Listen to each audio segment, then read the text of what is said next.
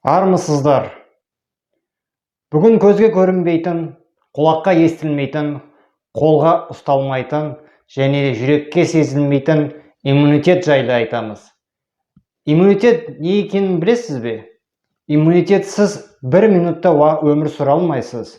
Өйткені бүкіл организмнің қорғаны, бүкіл организмнің қалқаны, бүкіл организмнің періштесі ол иммунитет болып табылады.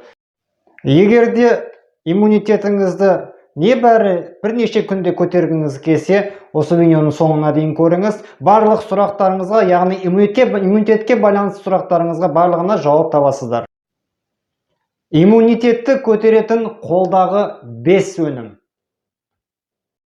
Бірінші өнім цитрусты жеміс жидектер дейміз. Ол қандай өсімдік, яғни жидектер? Өздеріңіз білетіндей апельсин, мандарин, лимон, грейпфрут, ананас дейміз. Қазір жаздың кезінде де көп табылатын сол ананас, өте банандар мысалға кіреді мысалға. Бірақ сол именно цитрустардың қаншалықты көмегін беретінін өзіңіз білесіз бе? Мысалға, әрбір цитрустық жеміс жидек С витаминіне бай болғандықтан иммундық жүйені өте қатты күшейтеді және де нығайтатын болады. Және де вирустарға қарсы күресетін болады. Ол дегеніміз күнделікті килограммдап жеудің қажеті жоқ. Бірақ күнделікті бір апельсин немесе мандарин немесе грейпфрут, егер шамаңыз жетсе банан жеңіз. Бірақ егер аллергияңыз болатын болса цитрусты жемістерге, онда цитрустарды алмаға ауыстырғаныңыз жөн. Өйткені аллергиясы бар адамдарға мүлдем болмайды. Енді аллергиясы жоқ адамдар болатын болса, күнделікті цитрустарды жесеңіз болады. Амалы барынша аш қарынға емес, түстің кезінде жеген дұрыс.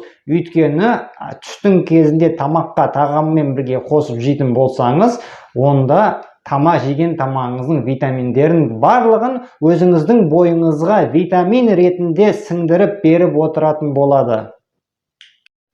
Екінші өнім өздеріңіз білетіндей бал. Бал. Балдың құрамында өте көп минералдар, ферменттер бар. Жалпы бал табиғи антиоксидант болып табылады.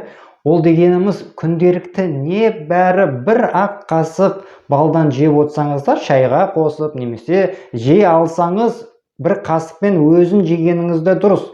Өйткені шайға қосып жегеннен балдың өзін жеген көбірек пайдалы болады. Бал, өздеріңіз білетіндей, тұмау болған кезде, көбінесе ауырған кезде, көбінесе қолданып жатады. Не үшін?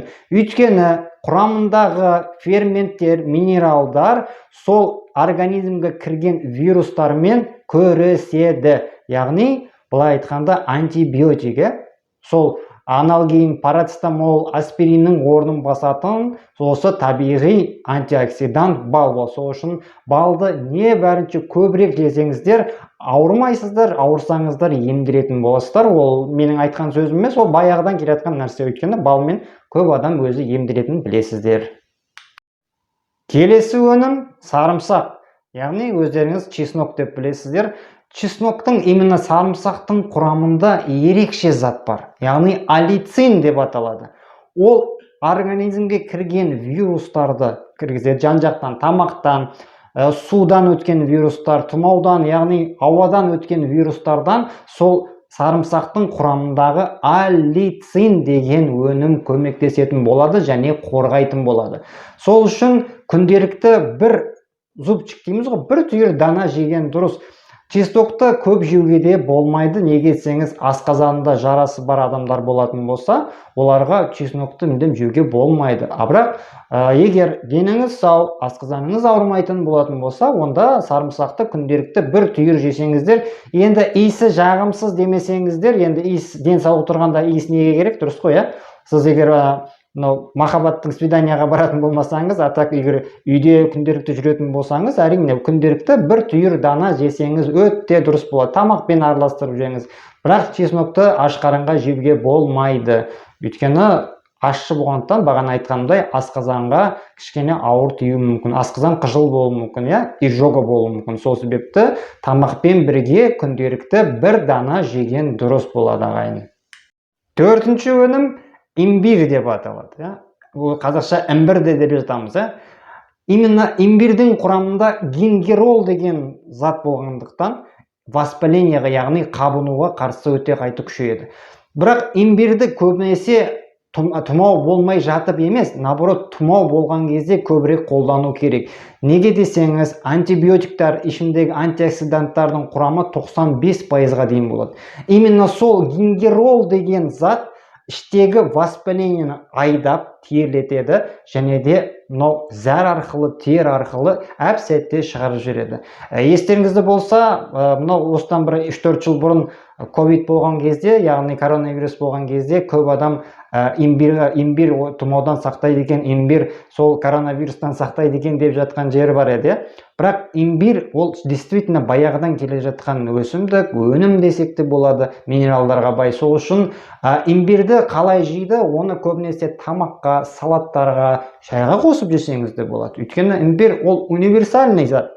Сол себепті имбир егер қол жетімді болатын болса өзіңізге, онда міндетті түрде қазір жаз айында салаттарға қосып жесеңіз өте пайдасы көп болады. Әрі бір оқпен екі қоянды өлтіресіз, әрі салатпен бірге қосқанда, басқа да көкөністермен бірге қосқан кезде витамин болады, әрі іштегі воспаленияны шығаратын болады. Бесінші, тағы да бір табиғи антиоксиданттардың бірі бәрімізге әйгілі жасыл шай немесе көк шай деп жатамыз. Дәл қазір жаз айы болғандықтан көк шайды ішу өте маңызды да және пайдалы. Неге десеңіздер, оны былай айтқанда суықтық қой, қыстың күні онша көп ішуге бұда болмайды көк шайды. Өйткені көк шай не істейді? Әжетханаға, яғни мочегонный болып келеді, әжетханаға көбірек жүгіртеді. Сол себепті ол не үшін олай болады? Құрамындағы минералдың есебінен, мысалға, көк шайды ішкен кезде асқазан, бауыр, өт жолдарының барлығы тазаланады. Бірақ көк шайды таңертең асқа, аш қарынға ішуге болмайды. Және де өйткені бұның құрамындағы минералдар өзі итак аш қарын болып тұрасыз, мысалға қарныңыз ашып тұрады, сіз оның үстіне тағы одан да тамақты қорытып жіберетін көк шайды ішетін болсаңыз, онда асқазаныңызда не қалады? Дұрыс қой, сол себепті майлы тамақ көбірек жейтін болсаңыз, майлы тағамдар, майлы ет дейміз ғой, былай айтқанда қазғарттан көбірек жейтін болсаңыз, оны сіңіру үшін көбірек көк шай ішкен дұрыс. Бірақ та бір но бар.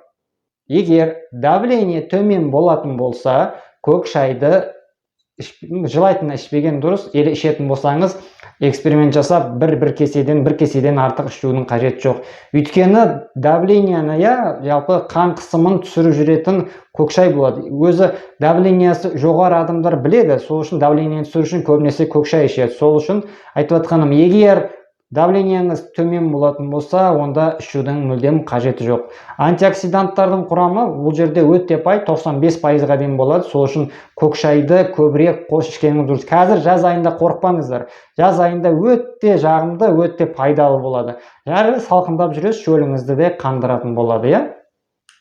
Тыңдаңыз, сіздің денсаулығыңыз тек қана сізге ғана керек. Осы айтқан өнімдердің барлығын рационға қосатын болсаңыз, дұрыс тамақтану салтын өзіңізге салт дәстүрге, әдетке айналдыратын болсаңыз, иммунитетіңіз әп-сәтте бірнеше күннің ішінде көтерілген өзіңіз байқамай да қаласыз.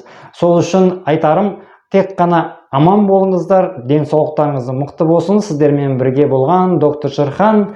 Алдағы уақытта кездескенше.